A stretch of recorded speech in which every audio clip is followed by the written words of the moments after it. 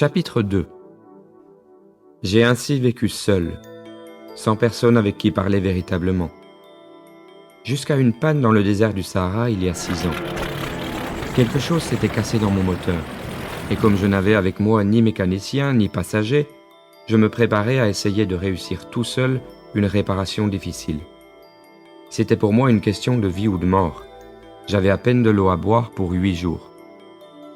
Le premier soir, je me suis donc endormi sur le sable, à 1000 milles de toute terre habitée. J'étais bien plus isolé qu'un naufragé sur un radeau au milieu de l'océan. Alors vous imaginez ma surprise au lever du jour, quand une drôle de petite voix m'a réveillé. Elle disait « S'il vous plaît, dessine-moi un mouton. »« Hein ?» ?»« Dessine-moi un mouton. » J'ai sauté sur mes pieds comme si j'avais été frappé par la foudre. J'ai bien frotté mes yeux, j'ai bien regardé, et j'ai vu un petit bonhomme tout à fait extraordinaire, qui me considérait gravement. Voilà le meilleur portrait que, plus tard, j'ai réussi à faire de lui. Mais mon dessin, bien sûr, est beaucoup moins ravissant que le modèle. Ce n'est pas ma faute. J'avais été découragé dans ma carrière de peintre par les grandes personnes à l'âge de 6 ans, et je n'avais rien appris à dessiner, sauf les bois fermés et les bois ouverts. Je regardais donc cette apparition avec des yeux tout ronds d'étonnement. N'oubliez pas que je me trouvais à 1000 milles de toute région habitée.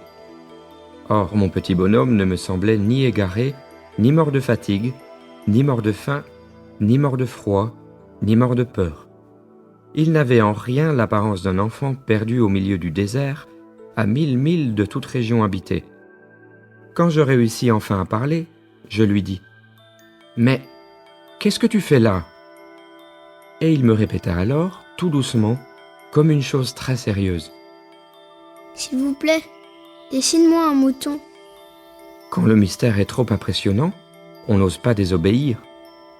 Aussi absurde que cela me sembla, à 1000 milles de tous les endroits habités et en danger de mort, je sortis de ma poche une feuille de papier et un stylographe.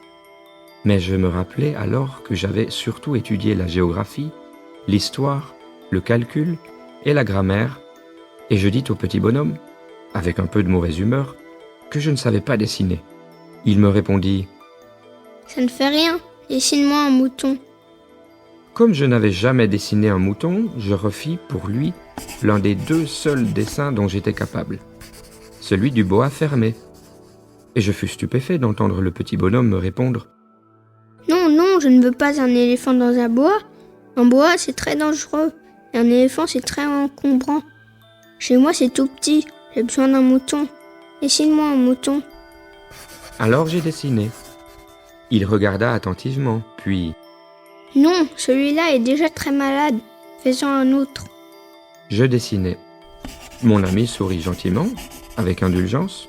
« Tu vois bien, ce n'est pas un mouton, c'est un bélier. Il a des cornes. » Je refis donc encore mon dessin, mais il fut refusé, comme les précédents. « Celui-là est trop vieux. Je veux un mouton qui vive longtemps. » Alors, faute de patience, comme j'avais hâte de commencer le démontage de mon moteur, je griffonnais ce dessin-ci, et je lançais « Ça, c'est la caisse.